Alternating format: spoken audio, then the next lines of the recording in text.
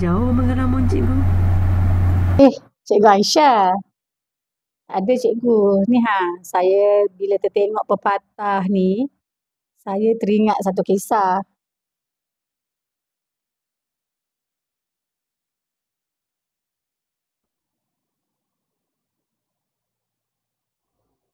Assalamualaikum semua.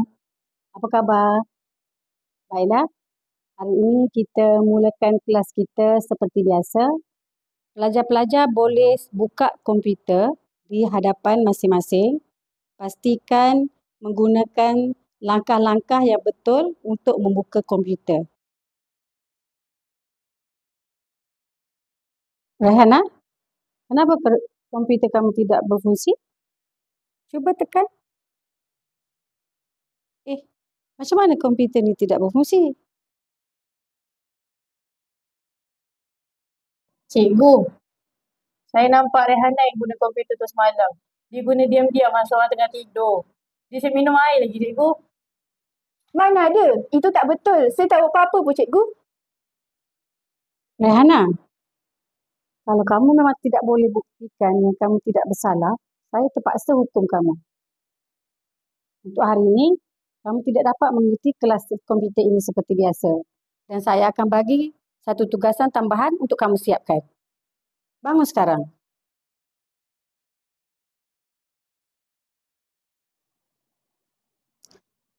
Macam mana dia boleh rosak ni? Pelik betul lah. Basah ni.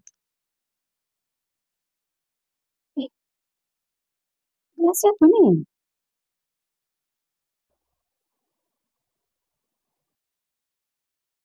Umairah, ini gelas kamu kan?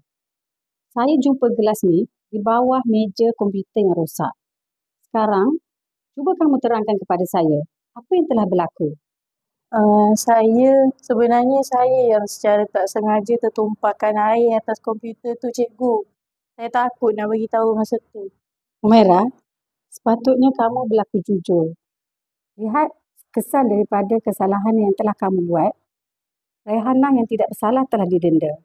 Dan dia telah banyak hari tidak hadir ke sekolah kerana malu berdepan dengan kawan-kawan. Rehana, cikgu datang ni untuk minta maaf kepada kamu. Sebenarnya, cikgu minta maaf sangat kerana tempoh hari cikgu tak percaya atas kata-kata kamu. Dan hari ini cikgu dah tahu siapa sebenarnya yang bersalah. Kami datang untuk minta maaf. Tak apa, cikgu. Cikgu jangan risau. Saya tak pernah salahkan cikgu. Rehana, saya nak minta maaf sebab tuduh awak hari tu. Tak apa, saya okey je. Saya dah lama maafkan awak.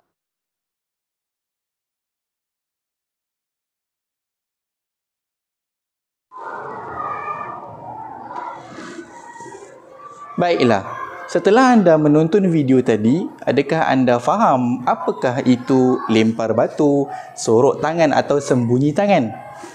Terdapat beberapa definisi berkenaan dengan lempar batu, sorok tangan ini. Antaranya, lempar batu, sorok tangan bermaksud seseorang yang melakukan perbuatan yang jahat atau buruk, kemudian dia berpura-pura tidak tahu.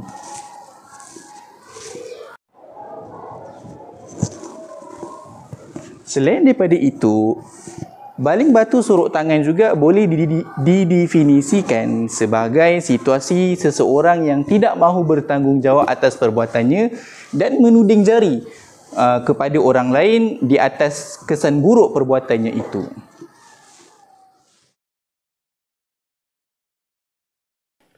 Assalamualaikum warahmatullahi wabarakatuh.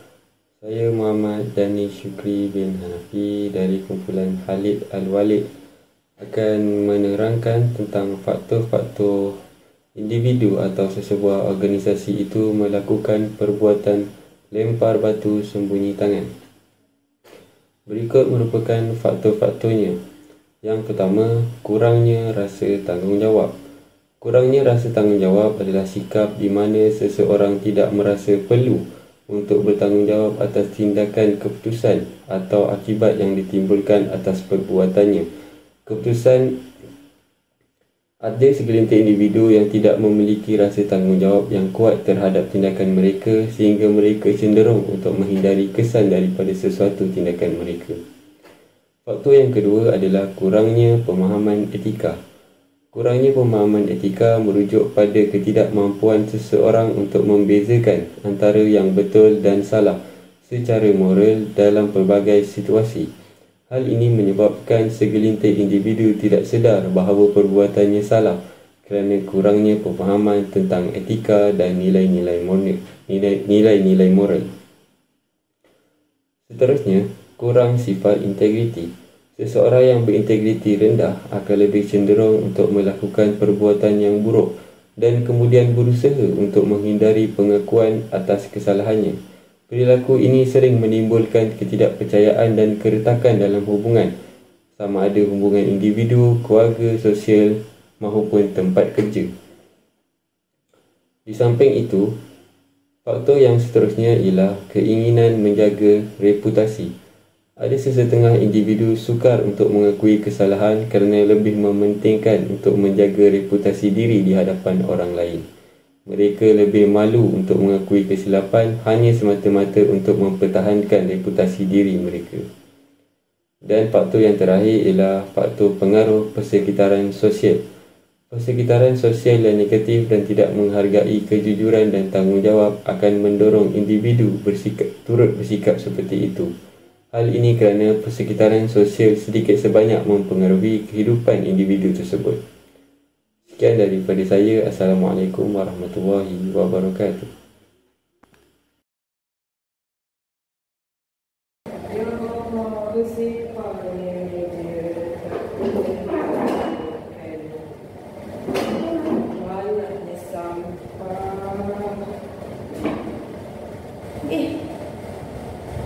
Kita belum habis lagi. Tentang video yang hari tu yang kecoh-kecoh dalam kelas. Okey, saya nak terangkan.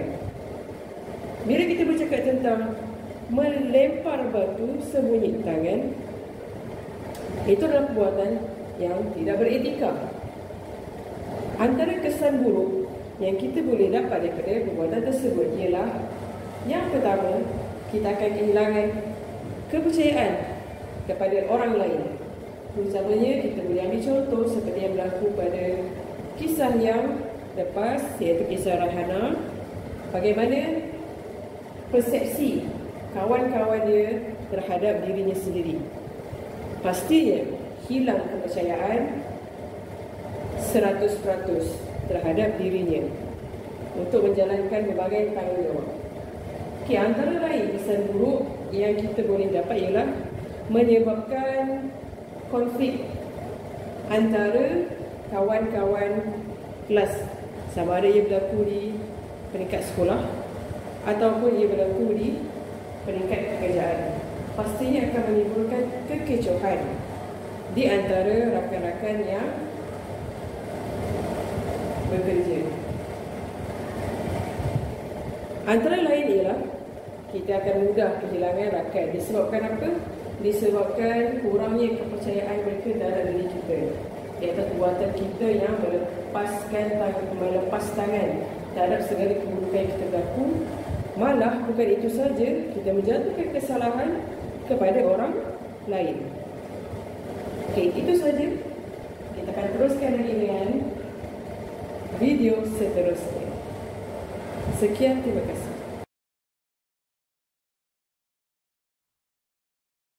Bismillahirrahmanirrahim. Assalamualaikum warahmatullahi wabarakatuh. Bersama dengan saya, Zulaika Monika binti Abdullah, ingin mengupas tajuk tentang perumpamaan lempar batu sembunyi tangan. Maksud lempar batu sembunyi tangan adalah perbuatan seseorang yang tidak baik atau akhlaknya yang tidak baik dan berpura-pura tidak tahu yang dia buat. Maksudnya, dia buat salah tapi tak mengaku itu adalah kesalahan.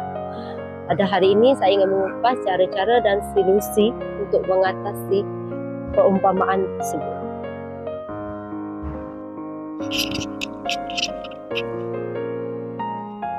Cara-cara untuk mengatasi sikap seseorang yang mempunyai perumpamaan lempar batu sembunyi tangan antaranya ialah tenang, sentiasa bersikap tenang, jangan terlalu beremosi bila berhadapan dengan mereka. Ini akan membantu kita mengawal situasi sekiranya mereka dalam keadaan tidak terkawal atau agresif. Kedua, identifikasi, iaitu kenali perilaku mereka tanpa menyoal mereka secara berterusan. Yang ketiga, berbicara. Jika keadaan sudah agak baik, ajak mereka berbicara secara hati ke hati dan cuba selami perasaan mereka. Ini akan membuat mereka berasa lebih selesa. Keempat, beri contoh yang positif. Sentiasa tunjuk akhlak yang baik supaya mereka akan menganggap kita sebagai kawan. Menghadapi situasi ini sangat memerlukan kesabaran yang tinggi dan kebijaksanaan untuk mengawal keadaan. Kita harus pandai bermain fisiologi mereka, sentiasa bersedia dari segi fizikal dan mental. Doakan yang baik-baik untuk mereka dan berprasangka baik. Ada masanya kita mengalah, tak semestinya kita kalah. InsyaAllah dengan akhlak yang baik, etika dan peradaban yang baik, mereka akan rasa lebih selamat dan dari situ kita dah boleh mula menjungkir rahsia mereka. Akhir kata, semoga Allah Subhanahu Wa Taala menjauhi kita daripada sikap seumpama lempar batu sembunyi tangan. Dengan ini berakhirlah topik saya pada hari ini. Assalamualaikum warahmatullahi wabarakatuh.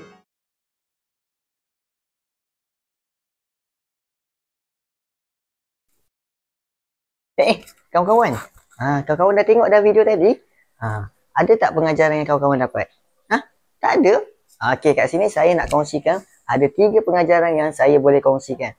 Yang pertama sekali iaitu sifat bertanggungjawab. Ingat, setiap amalan kita akan disoal pada hari akhirat nanti. Nak tahu yang kedua? Jom. Kawan-kawan, pengajaran daripada video tadi, yang kedua iaitu kita tak boleh menipu. Sebab apa? Sebab penipuan adalah antara ciri-ciri orang munafik. Dan ada hadis dan Al-Quran yang berbunyi larangan iaitu kita menipu. Pengajaran yang ketiga saya boleh kongsikan iaitu daripada video tadi ialah kita tak boleh menuduh orang, tak boleh memfitnah orang. Berikut adalah bahawasanya setiap amalan kita akan dipertanggungjawabkan di akhirat nanti. Seperti mana di dalam Al-Quran, Allah Subhanahu Wa Taala berfirman, A'udzu billahi minasyaitonir rajim. Wa nad'ul mawazinal qista liyaumil qiyamah fala tuzlamu nafsun syai'a. وَإِنْ كَانَ مِثْقَالَ حَبَّةٍ مِّنْ خَرْدَلٍ أَتَيْنَا بِهَا وَكَفَى بِنَا حَاسِبِينَ. Yang bermaksud, dan ingatlah kami akan mengadakan neraca timbangan yang adil untuk menimbang amal makhluk-makhluk pada hari kiamat. Maka tidak ada diri sesiapa akan teraniaya sedikit pun. Dan jika amalannya itu seberat biji sawi sekalipun, nescaya kami akan mendatangkannya untuk ditimbang dan dihitung. Dan cukuplah kami sebagai penghitung. Surah Al-Anbiya ayat 47. Seterusnya iaitu dalil bahawasanya keburukan amalan kita akan kembali pada diri kita sendiri. A'udzu billahi minasyaitonir rajim. Man 'amila salihan falinafsihi wa man asaa fa'alaiha wa ma rabbuka bizallamin lil abid. Yang bermaksud, barang siapa yang mengerjakan amal yang soleh, maka pahalanya untuk dirinya sendiri. Dan barang siapa yang mengerjakan perbuatan jahat, maka dosanya untuk dirinya sendiri. Dan sesekali tidaklah Rabbmu menganiaya hamba-hambanya. Surah Fussilat ayat 46. Seterusnya adalah hadis larangan kita untuk menipu. Seperti mana dalam hadis Nabi yang berbunyi, qala Rasulullah sallallahu alaihi wasallam, man ghasyana falaysa minna. Yang bermaksud, barang siapa yang berbuat menipu kepada kami, iaitu kaum muslimin, maka ia bukan termasuk golongan kami. Hadis riwayat Muslim. Seterusnya adalah ancaman bagi orang yang suka membuat fitnah. Seperti mana di dalam hadis yang berbunyi, qala Rasulullah sallallahu alaihi wasallam, la yadkhulul jannata namamun. Maksudnya, tidak masuk syurga orang yang menyebarkan fitnah, iaitu mengadu domba. Itu sahaja daripada kami. Semoga video kali ini daripada kumpulan Khalid Awalik dapat memberi manfaat untuk kita semua. Akhir kalam, wabillahi taufiq wal hidayah. Wassalamualaikum warahmatullahi wabarakatuh.